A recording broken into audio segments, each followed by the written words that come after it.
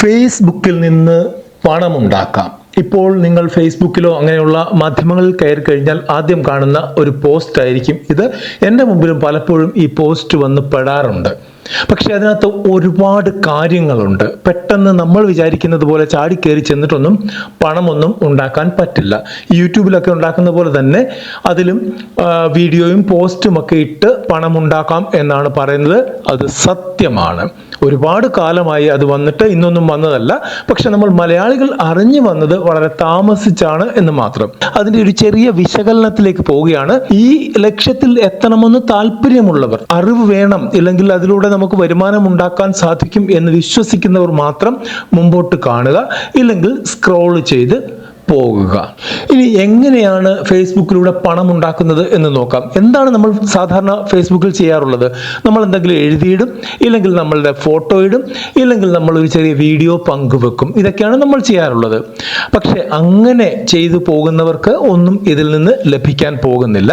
അതിന് ഒരുപാട് കഷ്ടപ്പാടുകളുടെ ആവശ്യമുണ്ട്.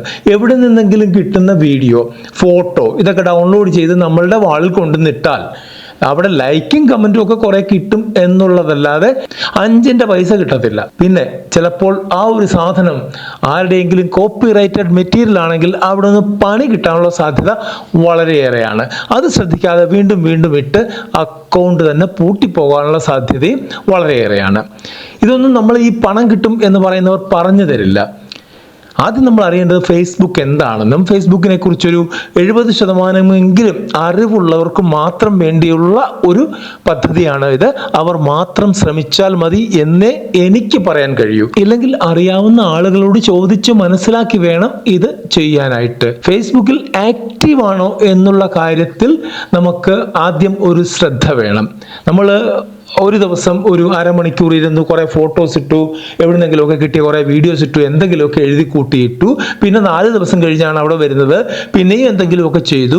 ഇങ്ങനെയൊക്കെ ചെയ്യുന്ന ആളുകൾക്ക് പറഞ്ഞിട്ടുള്ള കാര്യമല്ല ഇത്.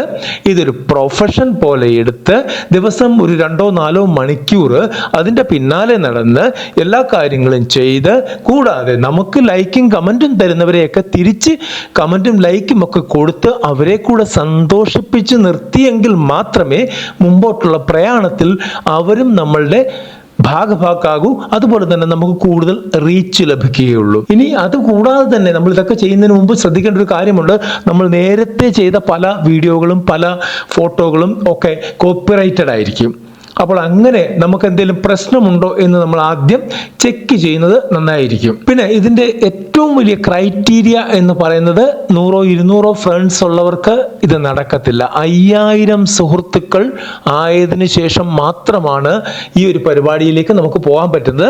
അങ്ങനെ വരുമ്പോൾ നമുക്ക് നമ്മളുടെ ഈ പ്രൊഫൈൽ തന്നെ നമുക്ക് പ്രൊഫഷണൽ മോഡിലേക്ക് മാറ്റാനുള്ള സംവിധാനം അവിടെ കൊടുത്തിട്ടുണ്ട്. ചെറിയൊരു കാര്യമുള്ളൂ, ഒരു ഡോട്ടിൽ ക്ലിക്ക് ചെയ്യുക, പ്രൊഫഷണൽ മോഡ് ആക്കുക, ദാറ്റ്സ് ഓൾ, അത്രേ ഉള്ളൂ. അപ്പോൾ അതിനെക്കുറിച്ചൊക്കെ ഡീറ്റെയിൽഡ് വീഡിയോ വേണമെങ്കിൽ അപ്പോൾ പറഞ്ഞു തരാം. ഇനി അതുകൂടാതെ ഞാൻ നേരത്തെ പറഞ്ഞ പോലെ തന്നെ നമുക്ക് കാശൊക്കെ ഉണ്ടാക്കണമെന്ന് ആഗ്രഹമുണ്ടെങ്കിൽ നമ്മളുടെ അക്കൗണ്ടിൻ്റെ സ്റ്റാറ്റസ് നോക്കണം. അത് ഗ്രീൻ സ്റ്റാറ്റസ് ആണെങ്കിൽ മാത്രമേ നമുക്ക് മുമ്പോട്ട് പോകാനോ ഇല്ലെങ്കിൽ 10 രൂപ ഉണ്ടാക്കാനോ കഴിയുകയുള്ളൂ. ഞാൻ നേരത്തെ പറഞ്ഞ പോലെ നേരത്തെ ഇട്ടിട്ടുള്ള വീഡിയോ ഫോട്ടോ ഒക്കെ കോപ്പിറൈറ്റഡ് മെറ്റീരിയൽ ആണെങ്കിൽ, ഫേസ്ബുക്കിന്റെ പോളിസി അനുസരിക്കാത്തതാണെങ്കിൽ, അങ്ങനെയുള്ള പ്രശ്നങ്ങൾ കാരണം നമ്മളുടെ അക്കൗണ്ടിൽ പല പല ഇഷ്യൂസും ഉണ്ടായിട്ടുണ്ടായിരിക്കാം. നമ്മൾ ഒരിക്കലും അത് ശ്രദ്ധിച്ചിട്ടുണ്ടാവില്ല. ആദ്യം അത് നമ്മൾ പരിഹരിക്കേണ്ടതായിട്ട് വരും. എന്തെങ്കിലും പ്രശ്നമുണ്ടെങ്കിൽ ആ പോസ്റ്റുകൾ നമ്മൾ ഓരോന്നോരോന്നായിട്ട് തന്നെ ഡിലീറ്റ് ചെയ്യണം, റിമൂവ് ചെയ്ത് പുറത്ത് കളയണം. അതിനുശേഷം തിരിച്ചു വന്ന് നോക്കണം നമ്മളുടെ സ്റ്റാറ്റസ് ഗ്രീൻ ആയിട്ടുണ്ടോ എന്നുള്ളത്. ഗ്രീൻ ടിക്ക് കിട്ടിയിട്ടുണ്ടെങ്കിൽ മാത്രം കൂടുതൽ ഫോട്ടോയും വീഡിയോ ഒക്കെ ഇട്ട് മുമ്പോട്ട് പോവുക.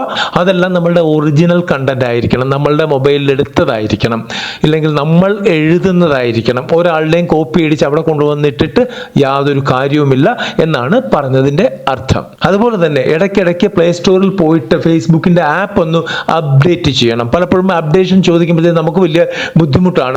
എന്തോന്ന് അപ്ഡേറ്റ് ചെയ്യാനായിട്ടാ എന്ന് നമ്മൾ ചോദിക്കും. പക്ഷേ അത് പോരാ. അങ്ങനെ ചെയ്തു കഴിഞ്ഞാൽ ഫേസ്ബുക്കിന്റെ അൽഗോരിതം അപ്ഡേറ്റ് ആകുന്നതനുസരിച്ച് നമ്മളും അപ്ഡേറ്റ് ആയിക്കൊണ്ടിരിക്കും. നമുക്ക് പുതിയ പുതിയ കാര്യങ്ങൾ മനസ്സിലാക്കാൻ പറ്റും. ഇതൊക്കെ ക്ലിയർ ചെയ്യാതെ എന്തൊക്കെ പോസ്റ്റ് ചെയ്തിട്ടും എന്തൊക്കെ ഫോട്ടോ ഇട്ടിട്ടും എന്തൊക്കെ വീഡിയോ ഇട്ടിട്ടും ഒരു കാര്യവുമില്ല. നിങ്ങളുടെ കഷ്ടപ്പാട് വെറും വേസ്റ്റ് ആയിട്ട് പോകും. അതുകൊണ്ടാണ് അത് ഓർമ്മിപ്പിക്കുന്നത്. ഇവിടെ ഞാൻ നേരത്തെ പറഞ്ഞ പോലെ തന്നെ ഇങ്ങനെ ചെയ്യുമ്പോൾ പൈസ ഉണ്ടാക്കാൻ പറ്റും, 100% ഉറപ്പുള്ള കാര്യമാണ്. പക്ഷേ കുറേ അധികം കാര്യങ്ങൾ ശ്രദ്ധിക്കണം, അതും പറഞ്ഞു തന്നു. ഇനി എന്തെങ്കിലും സംശയം ഉണ്ടെങ്കിൽ കമന്റ് ബോക്സിൽ ചോദിക്കാം.